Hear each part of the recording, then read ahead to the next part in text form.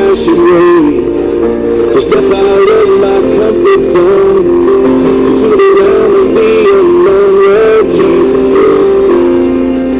And He's holding out His hand, but the waves are calling out my name and they laugh at me, reminding me of all the times I tried to fall through. The waves they keep on telling me, time and time again, boy, you never win. You never win. But the Lord's not true. Tells me a different story. The Lord's not true. Says do not be afraid. And the Lord's not true. Says this is for my glory. Out of all the voices calling out to me, I will choose to listen and believe the voice of truth.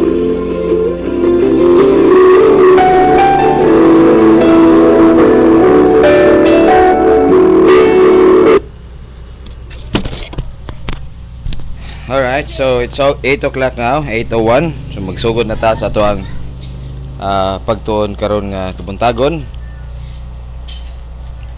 And right now there are 2 viewers nga nagatanaw sa ato ang website, sa ato ang streaming. Maybe taga Tibanban ni, no? Before kita magsugod atong iandam atong kagulingon sa atong pagtuon, no? Again, ang akong i-remind kaninyo is that the plan of God for every church age believer's life ining kalibutan is not to go to heaven, no? Dili ingunana ang iyang plano sa ato. First off, the moment of faith alone in Christ alone, we are bound to heaven. Okay? We are bound to heaven.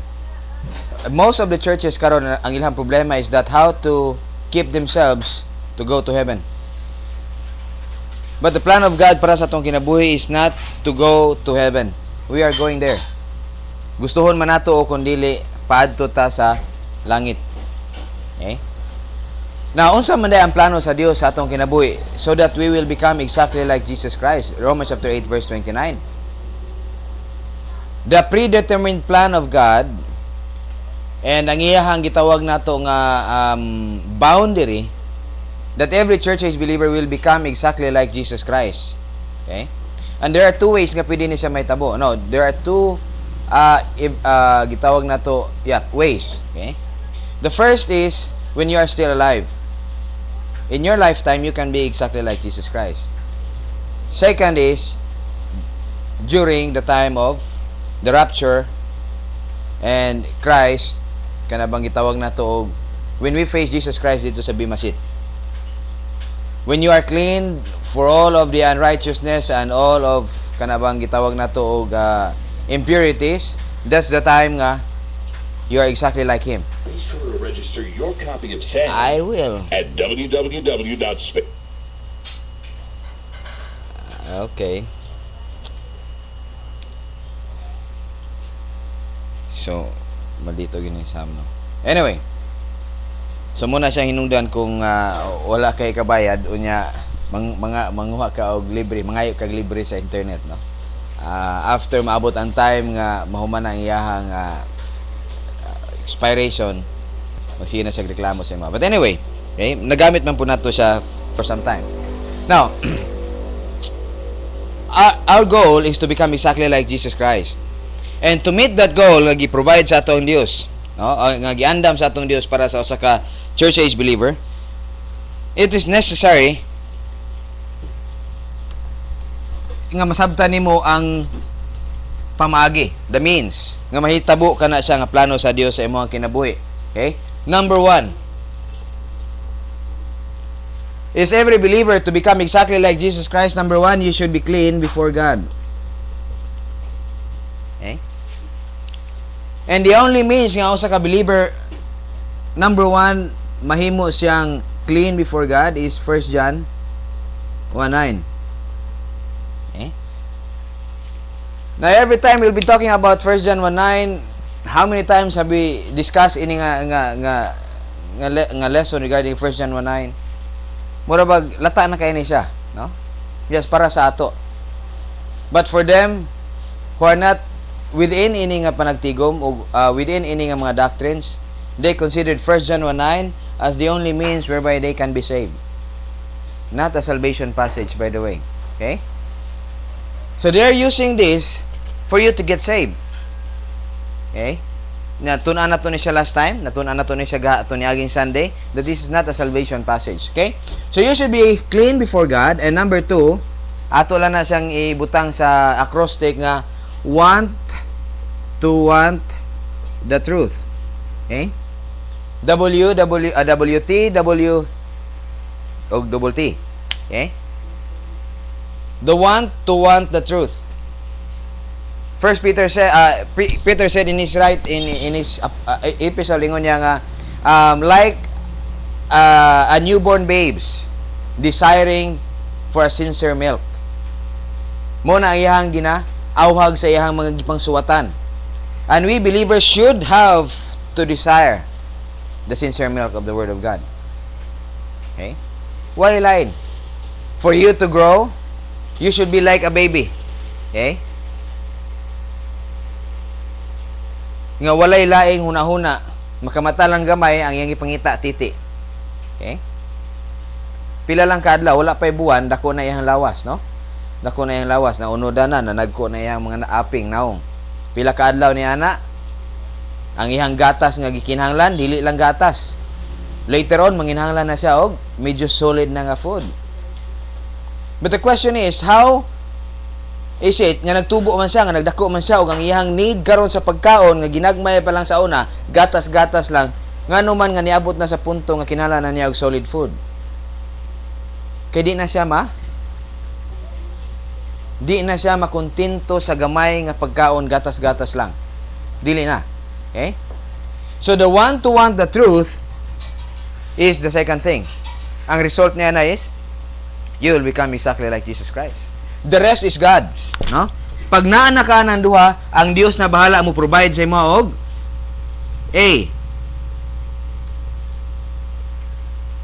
RPT. Unsa man RPT? Ang RPT means the right pastor teacher. Okay? Because there are so many pastor teacher nga pwede maunsa, pwede ninyo lingkuran, pwede ninyo matun-an, but they are not providing the food you need. Wala sila nag-provide niya na. All they have to know is that yes, this is Sunday karon. Ugma Sunday. Medyo kapoy karon tuog ko sayo mata ko ugma sayo pod. Para magtuon, para iklase karong Domingo. Okay? Or maybe busy kay ko Monday to Friday, karon Saturday relax ko kay magtuon ko ron taon-taon para sa ugma nga adlaw. Okay? And then unsa ilang matun-an? Medyo nakoy nakitaan nga member gahapon, badlungon to. Pantay lang to. Pangitaan to nako sa passage sa Bible nga moigo gid siya hagid. Okay?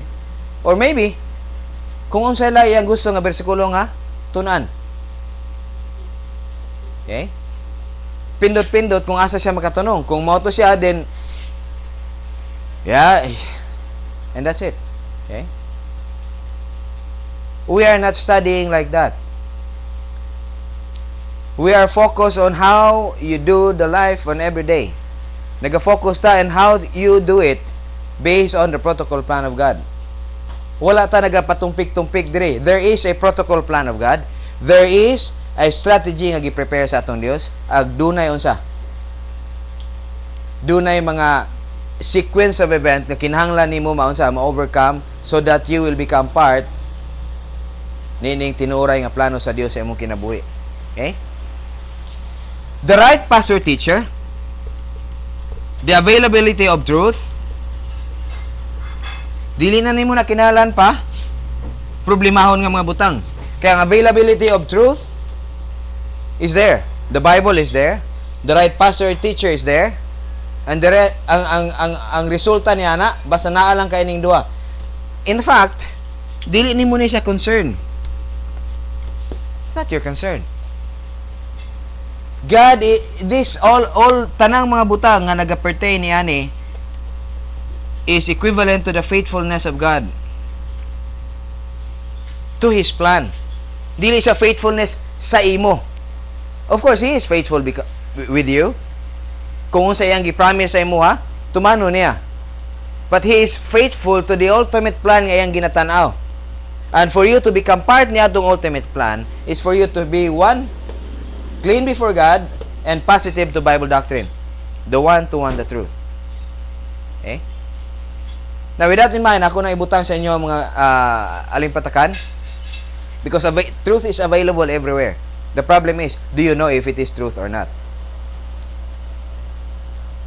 If you are not clean before God, the result would be the Holy Spirit maun sama siya. Dili niya ma-confirm ang kay siya man mag-confirm sa truth. Siya naga-confirm sa truth. You have a little truth diya sa imuhang thinking. Gamay kayo. The moment of faith alone in Christ alone, moto siya ang pinakagamay nga truth nga naka. Unsa man to? The gospel. Okay? You already have known the truth about freedom, family, marriage, maybe. Okay? Or maybe you don't know. It may be tungod sa imuhang old man thinking, it's a distorted truth. But by the time you became a believer and you have a one-to-one the truth, the first things nga masabtan nimo is the basics of Bible doctrine. Ug mo ni sa atong ginatun-an. We are still on the basics. How many years have we? Okay? Well, I'm saying basics because kapila na nato ni siya gibalik-balik and we are adding advanced things sa hinahinay nga pamagi. Dili man gud pwede nga pakanon dayon og solid food ang usa ka bata, right? And the pastor knows asa na siya dapit. Asa na ang iyang mga gipakaon dapit. Kay bawo na ba siya og mao ba na iyang need? Okay? Of course, we're waiting. Okay?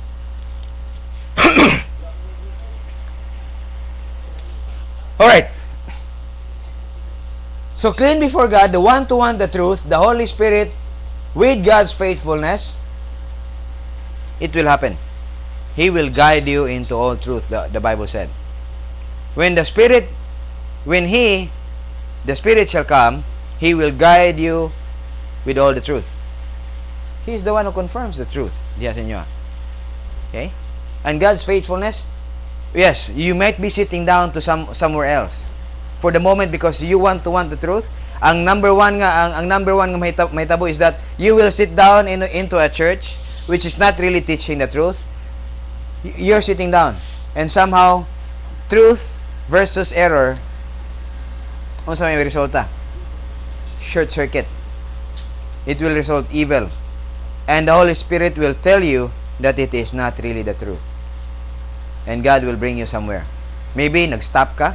You have to get out from the church, stop from going to church, and somehow somebody came sa imong balay, or you meet him diha sa dalan, or sa sakyanan, or somewhere else, and you talk about this truth. And he will say, wow. Okay? That's the first time nga nakadungog ko nga ingon ana agi diay. That's the first time nga nakabantay ko nga ingon ani diay. Okay? Pero unsa raman? Okay? Unsa raman?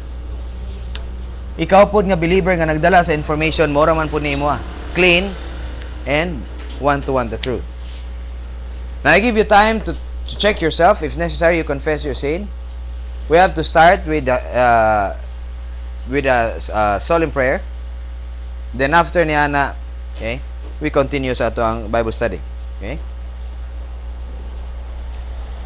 Let us pray.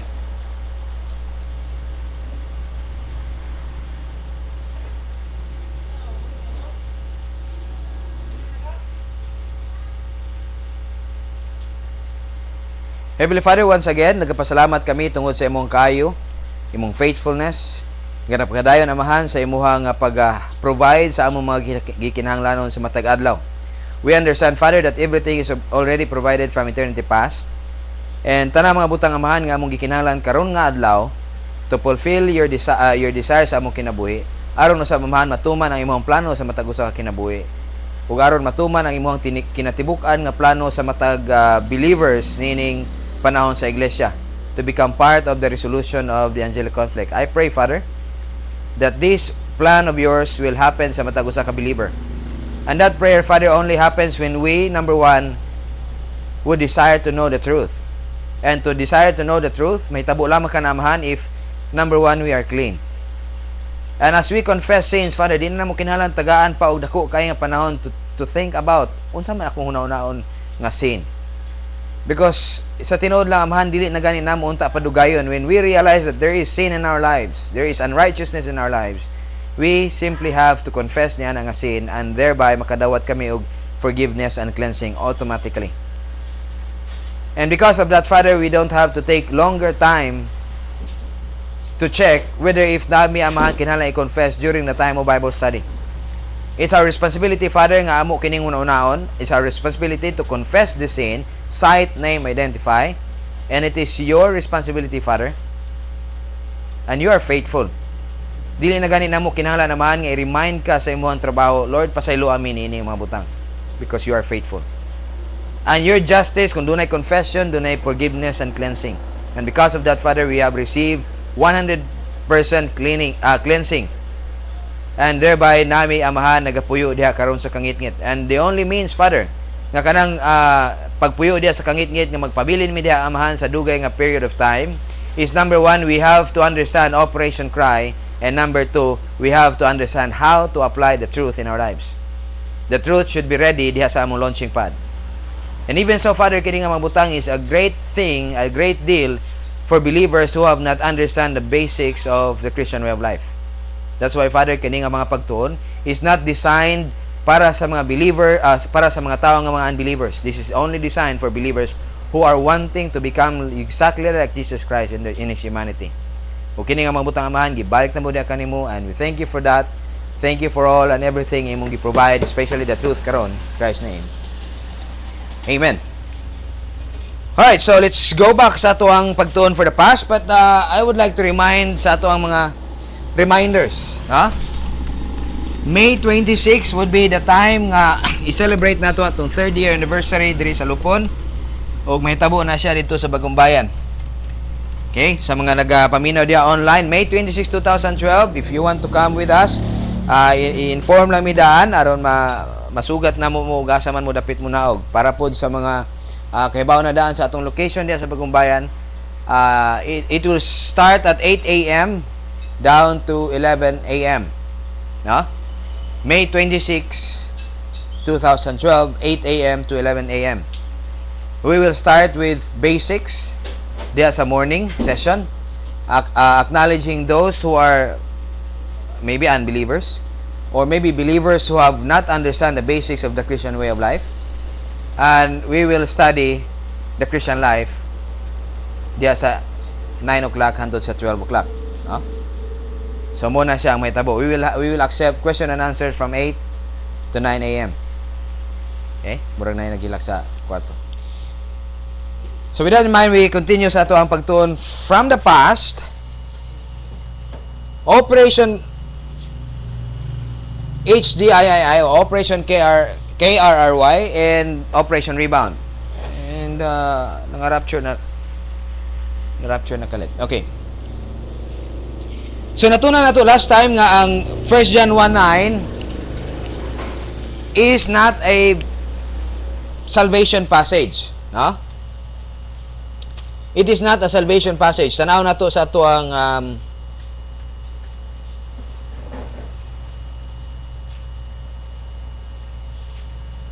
PC Study Bible aron makita nato ang Greek nini, no? 1 John chapter 1 verse 9.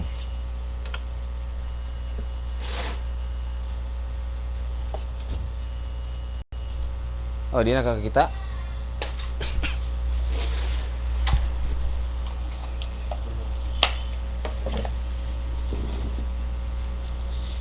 Alright, if you have your Bible, you can open up your Bible, 1 John chapter 1 verse 9.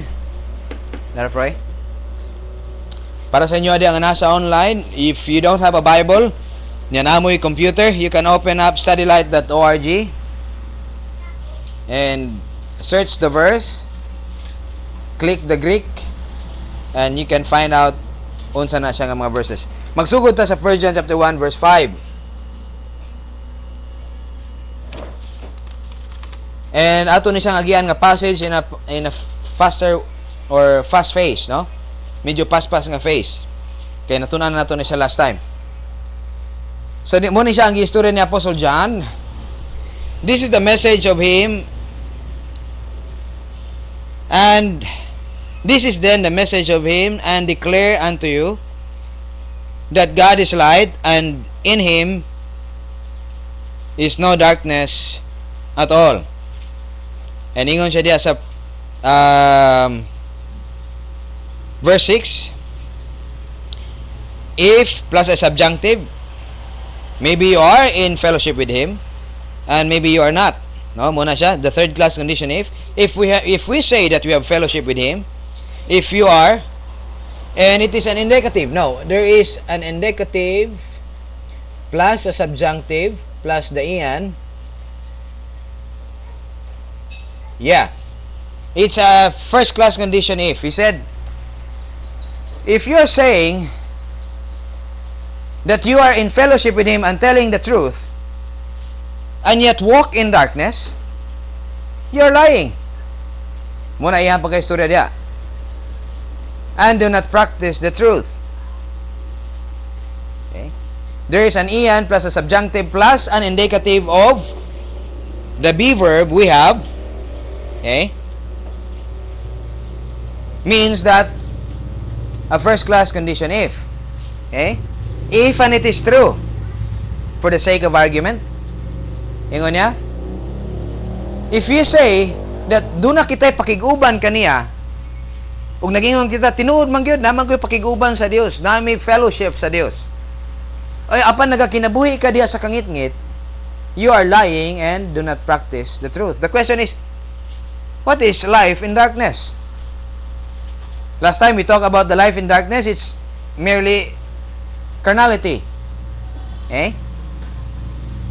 Now, if we say carnality, does it mean that you are doing sin? Not necessarily. Eh? You can be doing good works, going to church, serving God in the best way you can, but still living in carnality, in darkness. Why?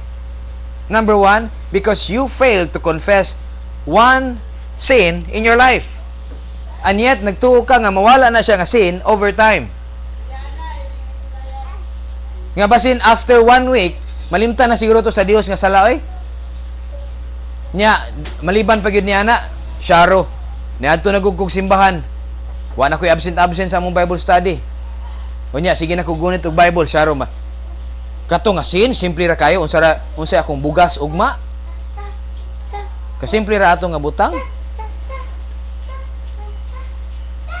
Di na to siya pasayloon sa Dios. Grabe po na nga Dios. Pasayloon na siguro to niya eh.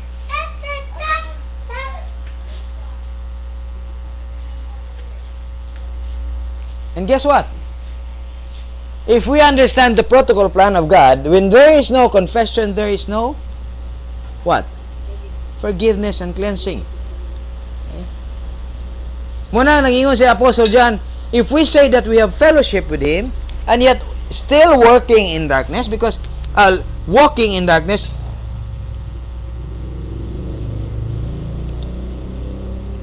this is a first class, this is subjunctive,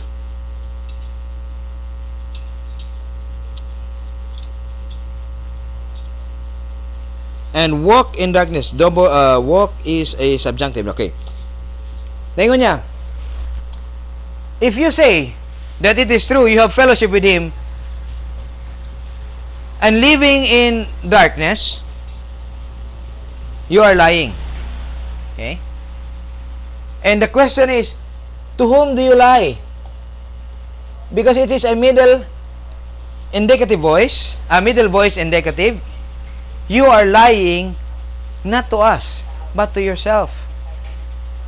Can you lie to God? The answer is no. Can you lie to us? The answer is yes. And you can lie to your own self because it's middle. You are the one who do the lying and you are the one who receives the result of the lying nga imong gibuhat. Now, ito ta sa verse 7. Are we clear niya nga mabutang? Okay? Because there are so many believers who are hiding themselves, especially during sa panagtigom. Dako gyud kayo sila ginatago. They bear their big smile and accommodating kayo sa uban nga mga believers nga nangabot with a big smile. Now, I'm not talking about members. I'm talking about most of them pastors like me. Okay? With a big smile, accepting every one of them who come, and others also. Now, how can you imagine if a pastor himself does not know the truth? Unsay result? Ang mga members ba kay bawpod? The answer is no. If the pastor, the one who feeds the sheep, doesn't know the truth, then how can he feed the sheep? Okay? He cannot. Okay? Now, here it is. But, a conjunction of contrast. Yun niya diri, and there's an en there, and a subjunctive. We walk. But if we walk, and maybe you are walking, that's third class condition if. Maybe you are walking in the light, ingon niya. As he is indicative, meaning naagid siya diya sa kahayag, dili pwede nga mahimong maybe naapod siya sa kahayag, no? He is indicative, naapod siya sa kahayag. Then we have fellowship with one another. Okay? He say, but if we walk in the light, he said, maybe we are walking, not hey, by the way, the word we here is an exclusive we. Or maybe an inclusive we, depende. No? If John is talking about, when John write about these things, and he is a carnal believer, he said we, inclusive. But if he is a spiritual believer, it is a we exclusive. Musa man ang we inclusive, we exclusive. Musa man na ito na pagsabot. Ang inclusive, meaning appeal ka niya ito, we. Kung mayroon kag we exclusive, you. Okay? However, this term is really a kanang gitawag na to editorial term. Okay? Generalized term. We. Okay? And he is using subjunctive because maybe you are walking in the light as we are also walking in the light. We have fellowship with one another. Okay? We have fellowship with one another. And the have here is indicative mode, meaning indeed there is fellowship that happens.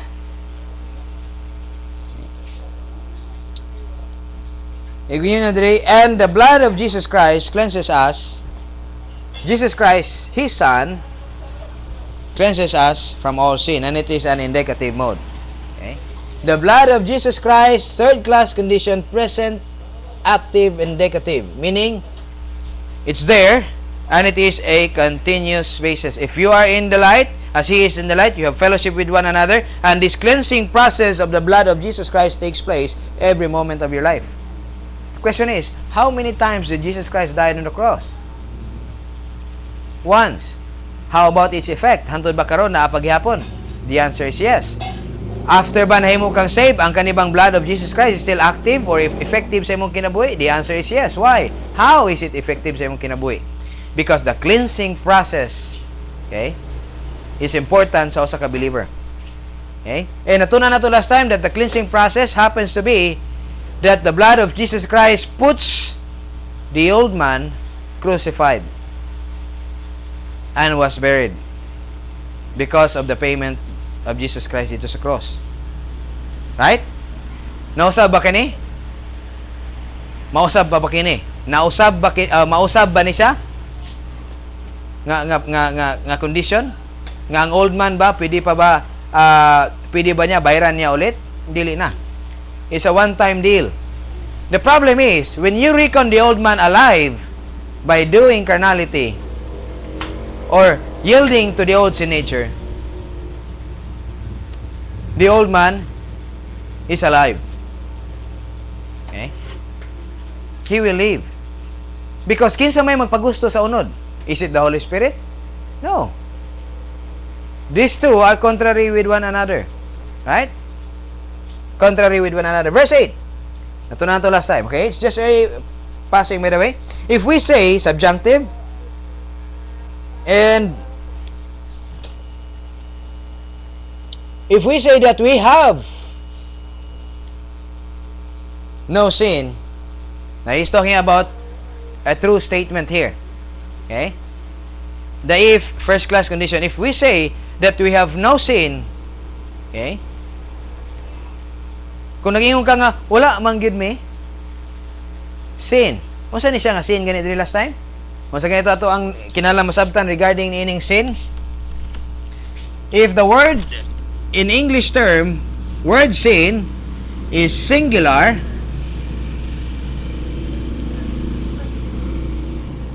maybe it is what?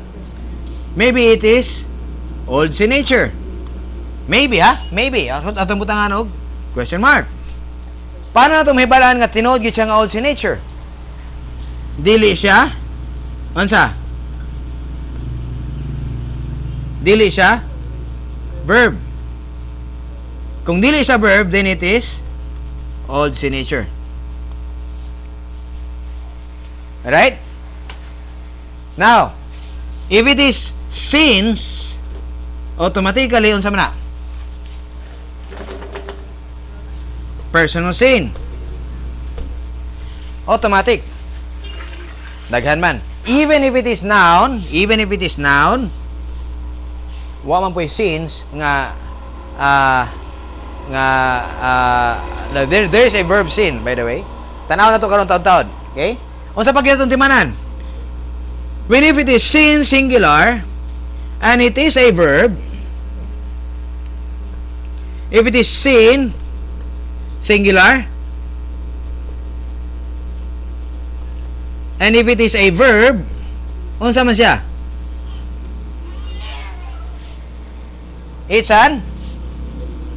It's personal sinning.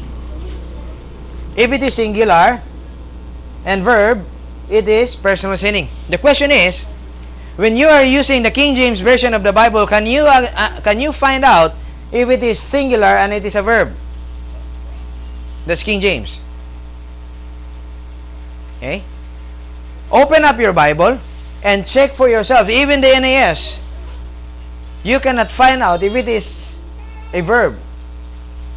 Okay? That's why it's very important that your pastor has to know how to determine if it is a verb or not a verb. Now let's continue. Okay? Right here, the word sin is a noun feminine singular accusative, and it is singular. Okay? It's not an action word, and it is singular. The result would be that's an old sin nature. He said, if we say that we have no old sin nature, and you see you don't, we deceive ourselves. Okay? If you are saying yet that you don't have an old sin nature, we are deceiving ourselves. Okay? And the truth is not in us. Verse 9. Right here, if we confess our sins, plural, but it is a noun, kung sa ganito ang istorya, it is personal sinning. Okay? If we confess our sins, He, God the Father, is faithful and just to forgive us our sins and to cleanse us from all unrighteousness. Verse 10. Here we go. If we say that we have not sinned, that's first class, that's first person perfect active indicative. And by the way, it's past form of the verb sin. Here we go. If it is a verb, even if it is a past tense, because wa man kay plural na by plural og singular sa past form sa verb. Wala no. Okay? So, dili na nimo kinahanglan naon. If it is a verb and not singular, okay? Even if it is singular or plural, if it is a verb, sin, okay? That's personal sinning. And he said, and it is past tense. No, it's really perfected tense. It's a completed action in the past. The word perfect, okay? And translated sa English, past form. If we say that we have not sinned, that's a term. Okay? The negation of the word ok sa Greek, the not, giving, okay. Okay, na naghatag og giving, silikim, okay? Okay.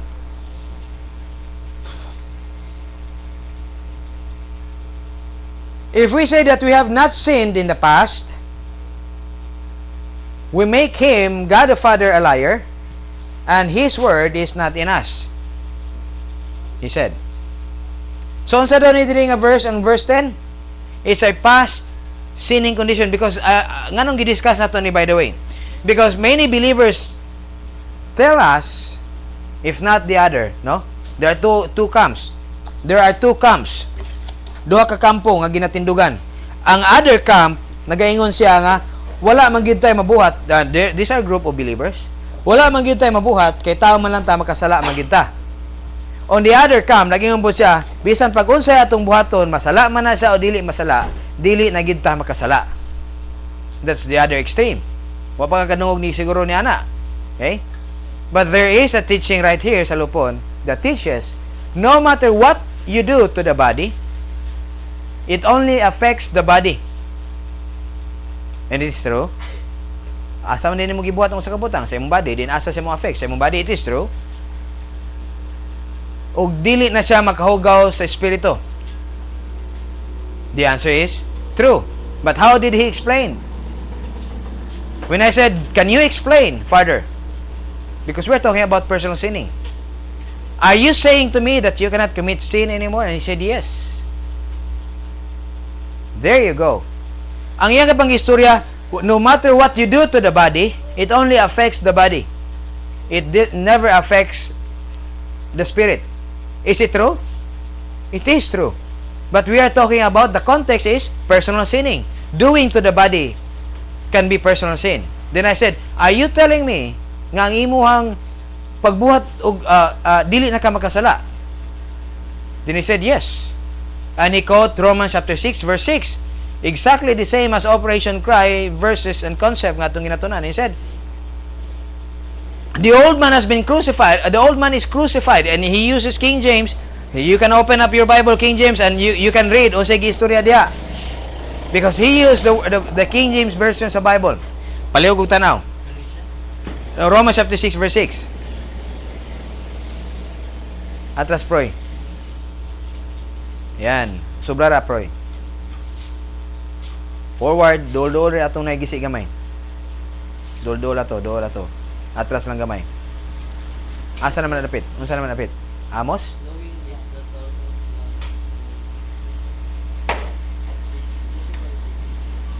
Knowing this, that our old man is crucified with Christ, then that's the word. Okay? That the body of sin might be destroyed. And the word might be should supposed to be translated rendered inoperative. Set aside. Okay?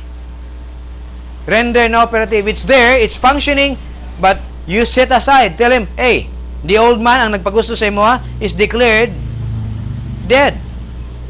Is it really dead? The word is was actually was. or has been crucified. Human na. Okay? And it is a judicial pronunciation that your old man is dead. Patay na. Okay? But it is just a pronunciation. It is alive. That's why ingon ni Apostle Paul verse 11. Knowing this, verse 11 yun siya. Masig ingon niya. Even so ba? Likewise, that's another term. Sama sa giingon sa atong Dios nga iyan nang gi-pronounce dead, you as a believer must be the one to consider that old man to be dead. The word is indeed. Patay na gyud. Because really he is there, alive. And if you consider the old man dead, what will happen to the body? It will be rendered inoperative, idle, no use. Nga naman, kaya nagpagusto siya was set to be dead. Hey, you're dead, okay?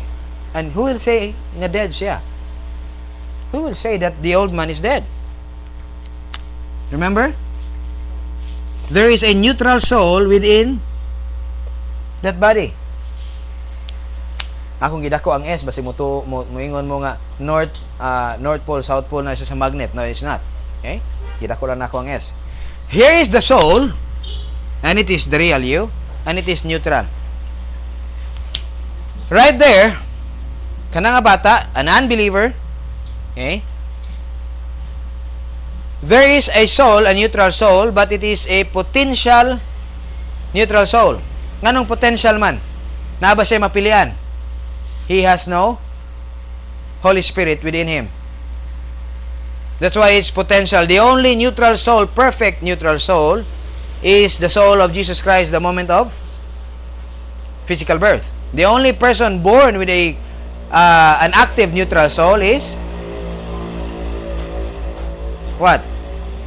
Jesus Christ soul. Kaya pareha siya sa soul ni Adam. Okay? Yeah. He's a human being.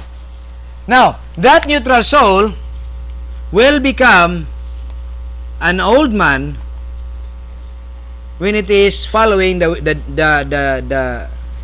desires of the flesh, the old sin nature. Okay? Kita mo bilog sa old sin nature. Ato na siya diretso nog. But if that neutral soul as a believer yields himself to God the Holy Spirit, okay, that is said to be the new man. Question: if you reckon the old man dead, kisay magpagusto sa old sin nature? Kisay magpagusto sa old sin nature if you reckon the old man dead? Kisay magpagusto sa old sin nature? There is none. If you count it dead, there is none. Now, you remain idle now. And that's half reckoning. Gikinahanglan nga unsa? Aron ka maka-forward. Aron ka maka-forward sa imong kinabuhi. That soul must have yield himself to the other. Kang kinsa man siya mag-yield. Muna siya nga ang double reckoning diya sa Romans chapter 6 verse 11. Nagahisgot siya og kaduha nga reckoning. It's an ellipsis, di nimo makita diya sa verse, but there is another word, reckon, nga di nimo makita diya. But reckon yourself to be alive, but your new man alive. Giyon sa diya pagbasa sa inyo ang 6:11. Ingon diya sa 6:11, likewise, reckon yourself to be dead indeed unto sin, but alive unto God in Christ Jesus. But the new man alive in Christ Jesus. Right here. Okay? Alive unto God in Christ Jesus. And ingon niya sa verse 13, ug ayaw na pagpadayon og tugyan inyong mga kaugalingon ngadto sa unrighteousness to sin, in order to produce sin, okay? Or in order to yield yourself to the old sin nature. Why? The old man cannot yield himself to the old sin nature. Never. Okay? Yun niya diya, but yield yourself unto God as those alive from the dead. Kisa man ang nabuhi gikan sa mga minatay. Right here. It's the new man who is alive from the dead. Kinsa daw ang mag-recon o mag-yield sa imong kagalingon ngadto sa atong Dios? Huh?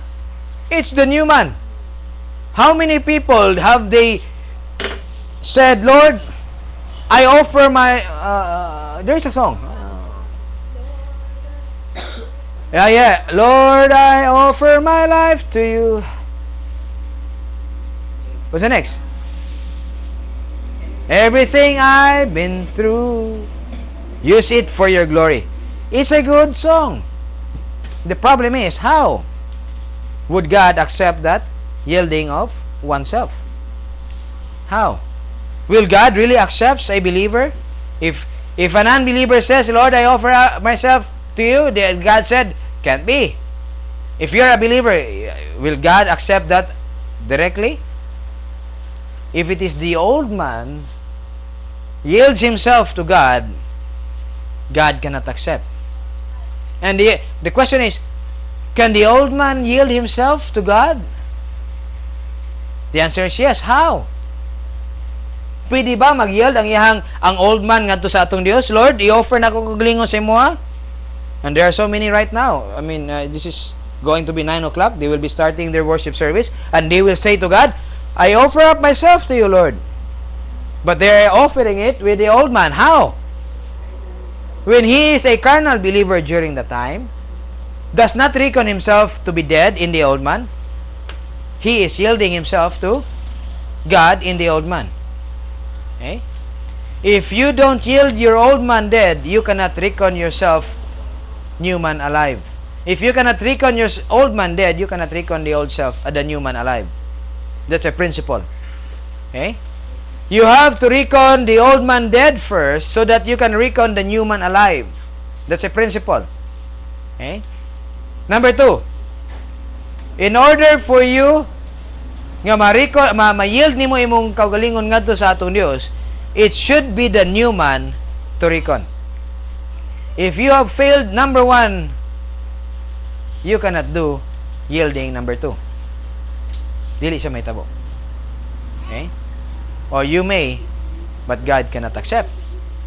Pwede man, di ba? How many times did we do it? Many times. And now, I'm telling you how to do it correctly. Okay? Now, he's talking about, but yield yourself unto God as those alive from the dead, the new man, and your body members. Now, here we go. There is a problem. When you say, old sin nature in the body, yes. God can use that body with an old sin nature? The answer is, yes. Unsa man atong gamiton when we serve God? Here is a body with an old sin nature in it. The tendency to run away from God. Can God use this body? If the soul is clean before God and living in the new man, yielding himself to God, to God through the power of the Holy Spirit, this body can now be used by God. Any human production, human good production nga naa niya nga lawas. Whether he goes to work, unsa pa mga good works. We're not just simply talking about good works as bringing the Bible and preaching the gospel. Is that good works? The answer is yes. Mora ba na siya ang good works na ginisgutan sa Bible? Dili. There are so many good works that you can do even though you are not doing gospel, unsa man, Bible study, divine service ng ilang ginatawag. Pila ganito kabuok ang pwede nimo ma-convert into by ways of divine production? The gold, silver, the precious stones. These 3, right? These are the productions nga pwede nimo mabuhat while you are still alive. Okay? This divine production, the gold, the silver, precious stones, ang kasagaran sa mga precious stones nga di nimo mabantayan is that you are simply eating the right food. Unsa man? Going to school. Unsa pa? Doing the exams without cheating. And naa na mo diri karon mga young people, no? Humana si Tito RJ mo, eskwela na ni. Humana graduate na ni. Kamo na pa mo, no? The moment you think about cheating, you are not sinning yet. Nagsina ba? It's a temptation. You are not sinning yet. The moment you glance at your classmate's notebook or sa iyang papel, unya ni tanaw na mo sa iyang answer, you are already cheating. Okay? Mo na siya. Okay? And that's the time that you are now living in the old man. And that is not divine production. That's wood, hay, and straw. The divine production is the precious stones, muna siya ang daghan kayo, nga naman. Gold, the silver, the precious stones, nga nung daghan man. Tungod kay it's a daily deal nga nagahitabo sa imong kinabuhi. Simply, nanghugas ka og plato. Living in the new man, that's precious stones. Naligo ka, wala nimo gipasagdaan nimong lawas. Nikaon ka og tama nga pagkaon sa tama nga oras, that's precious stones. You will be blessed by God in time and you will receive rewards in eternity. Nga naman, if you make that body weak, how can God make use of the body which are weak? If you realize that the age 50, kung doon na kay sakit at the age 50, can you still live or work in a maximum way for God? You cannot even run 100 meters straight or work or walk ilawom sa kainit sa adlaw. Tell me, if you are in that condition sa imong lawas in that time, can God still use you? Yes, but not in a maximum way. Whereas during that time, I will tell you, at the age 50, aylan yung patya inyong kagalingon during that time. Aylan yung sayanga inyong mga lawas during that time. At the age 50, it's a time where you can serve God in a maximum way. In fact, 40 pwede na gani. If you have prepared yourself from age 20 down to age 40 for 20 years, at the age 41, 42, 43, 50, 60, 70, God can use you in a maximum way. Nga naman, dagko na mga bata. Siguro naminyo ka at 30, 10 years old na sila, dili na nasakit sa ulo. Kung napaman kay gamay during the time, wait for 5 years and they grow big na. Okay? When I reached age 40, napa ko'y 7 years old. But when I reached age 50, nana ko'y 17 years old. Di na nasakit sa ulo. Ang sakit na lang sa ulo, kung gikan sa paggagamay, wala sila na train. Wala sila na guide sa kamaturan. Okay? I would only have a problem in Froilan. Inigabot niya sa time at the age of 17, 18, wala na siya dito sa balay. He is there in his college area. O asa naman siya dapit? Maybe he goes to military academy kung magtarong siya exam. Or maybe na siya somewhere else in college. All of the training ang nagahitabo diri sa balay, kung dili niya dawaton as a good discipline para siya nga part, he will go there suffering. And maybe at the age of 21, napa siya sa school and have not yet graduate. How old are you, sir? 22? You have graduated na. Okay, happy to dili mo graduate.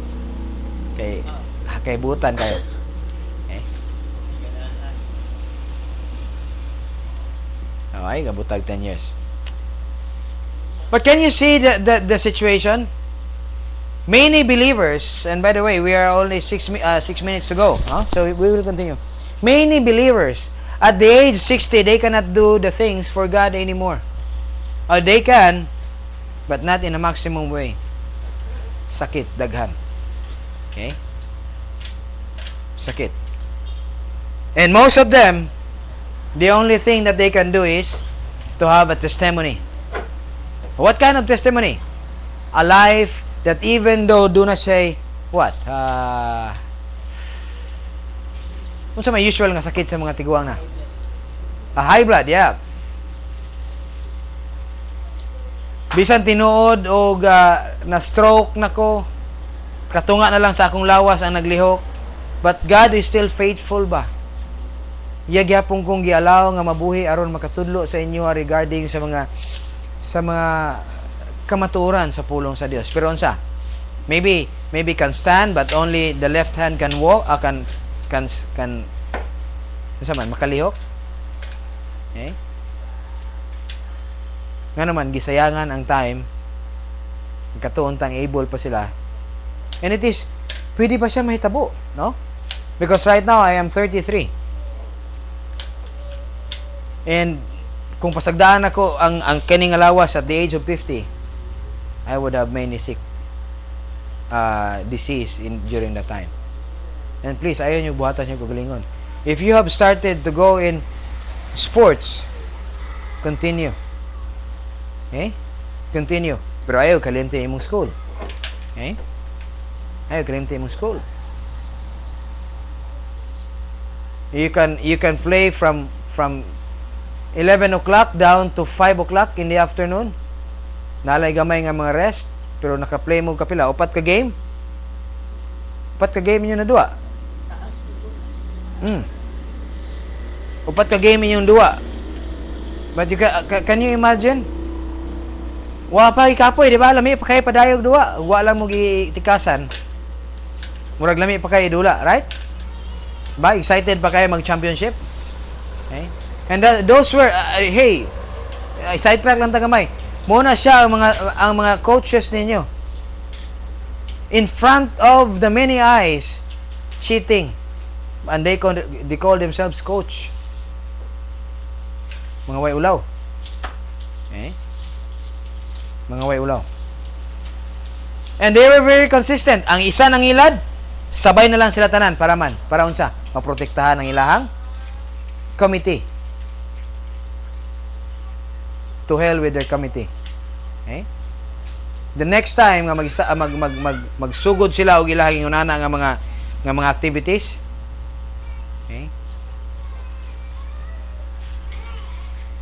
Sigurado na to kung unsa ilang purpose.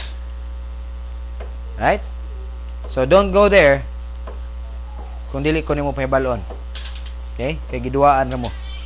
Your 200 pesos per team gilad mo. Okay? Not much. Really? Not much.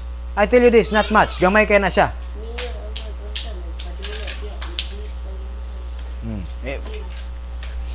Alright. So let's go back. Okay? Let's go back. So it's the new man who will yield himself. It's the neutral soul who will yield himself whether asa siya padto. The neutral soul will remain neutral. Kung nakakita na mo sakyanan nga neutral, right? I-neutral na siya o kuha ng iyahang accelerator. Asa padto neutral. Asa padto neutral. Mudagan bang sakyanan? In a neutral condition, huddo na lang yung gasolina. It will never run anywhere. You have to move. And for you to move, engage yourself whether in the old man, you will move into degeneracy. In the new man, you will go into Christ likeness. Your choice. Okay? It's your choice. And here, he said, if we say that we have not sinned in the past, we make him a liar and his truth is not in us. And verse 1 of chapter 2, actually it's not really, okay? It's not really verse 1, it's a continuation of what is being said in the first paragraph. Ang nakapayit man gud diri is when they talk about verse 1, they thought nga way labot na siya sa chapter 1. Okay? Book, chapter, and verse cause many trouble sa interpretation. But we're out of time. We will take 15 minutes break. You can do whatever you want to do. And we will go back at 9:15. Okay? Atong hisgutan padayon ni siya ng mga concepts. 9:15. Take a break.